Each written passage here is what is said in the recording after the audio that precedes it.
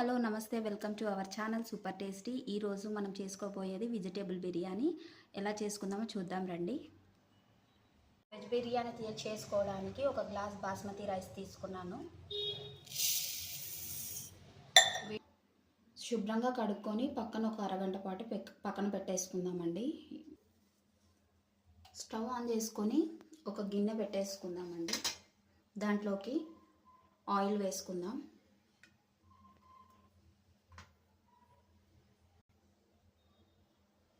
Oil heat అయిందండి. దీంట్లోకి కొద్దిగా జీలకర్ర, షాహీ జీరా, చెక్క,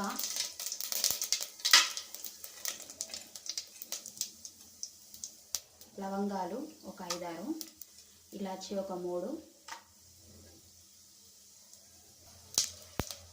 అవి ఎర్రగా వేగుతున్నప్పుడు కొద్దిగా కరివేపాకు వేసుకున్నాం కదండి. ఇప్పుడు పచ్చిమిర్చి వేసుకుందాం.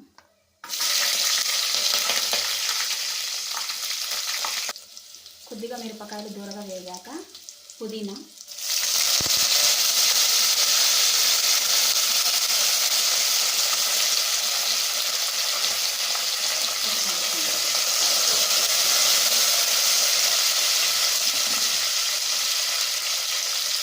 క్యారెట్ ముక్కలండి,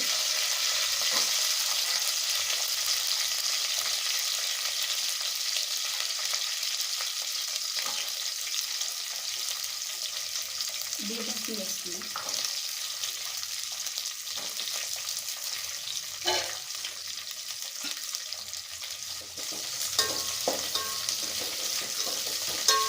ఈ ముక్కలన్నీ మగ్గే వరకు కొంచెం కలుపుతూ ఈవెన్గా మగ్గే వరకు చూడాలి. ముక్కలు వేగుతున్నాయి కదండి. ఇప్పుడు అల్లం వెల్లుల్లి పేస్ట్ ఫ్రెష్గా దంచి పెట్టుకున్నానండి. దీంట్లోకి వేద్దాము. ఫ్రెష్గా వేస్తే చాలా టేస్టీగా ఉంటుంది. ఈ ముక్కలకి కొద్దిగా ఉప్పు వేస్తే త్వరగా మగ్గుతుందండి. టేస్ట్ కూడా ఉంటుంది. ముక్కలు వేగాయండి, మెత్తగా కూడా అయ్యాయి. నేను 1.5 కప్ బియ్యం తీసుకున్నాను కాబట్టి దానికి తగ్గట్టు 3 వాటర్ తీసుకున్నాను. 1కి 1 సగం వాటర్ అండి.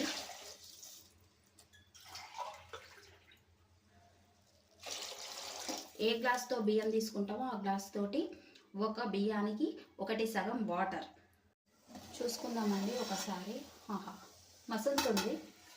వాటర్ ఇలా చాలా మరిగాక దాంట్లోకి బాస్మతి బియ్యం నీళ్ళని వడగట్టుకొని వేసుకుందామండి.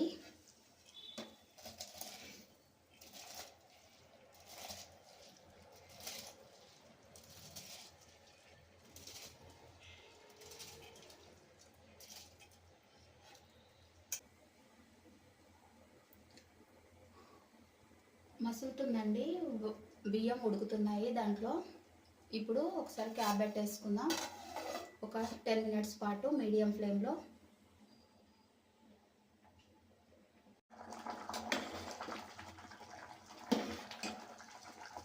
ఉడికిందండి, సగం ఉడికింది, 50% ఉడికింది. ఇప్పుడు సిమ్లో పెట్టేసుకొని మూత పెట్టుకుందామండి.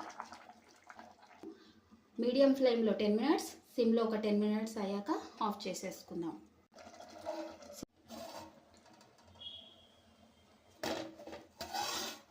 ఆల్మోస్ట్ ఉడికిందండి.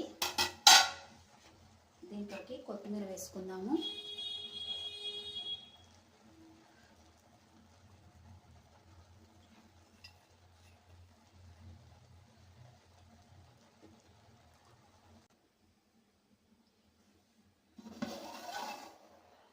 ఓకే అండి, అయ్యింది. ఇంకా స్టవ్ని ఆఫ్ చేసుకుందాం.